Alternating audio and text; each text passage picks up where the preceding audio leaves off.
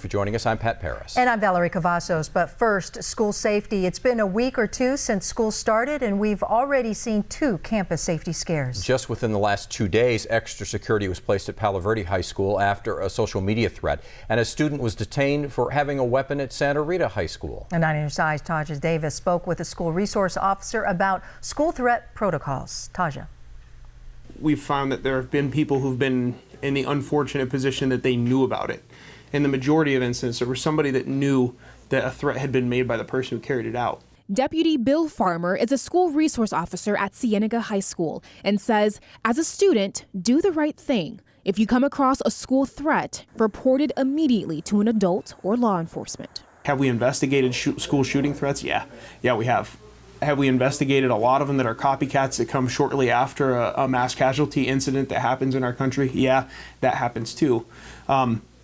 The thing I can say is that we treat every threat as though it's credible. We treat every threat as though it's the real thing. In his career as an SRO, Deputy Farmer has seen threats as outbursts in classrooms, in group text messages, emails, or documents. If a threat is made using a school's internet, most schools have filters that pick up keywords that, if used, will throw up a red flag and alert SROs. This actually just happened 2 days ago, where a school got a filter hit on a word. They said, hey, we need to look at this. It turned out a student made a Google document that had some very serious verbiage to it, and it was an educational moment for that student, right, where I got to talk to him about, hey, if you say these kinds of things in our society, you should expect attention. He says our kids aren't just hiding under desks anymore, but fully participating in active shooter drills on a regular basis. This is the societal threat that we're up against now. What parents should take solace in is that people are becoming more prepared for it.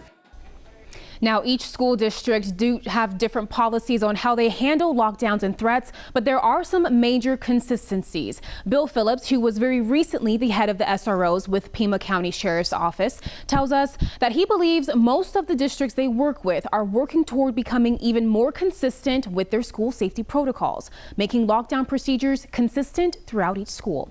Taja Davis, KGUN 9 on your side. All right, Taja, thank you. Senator Martha McSally in Yuma today. She met with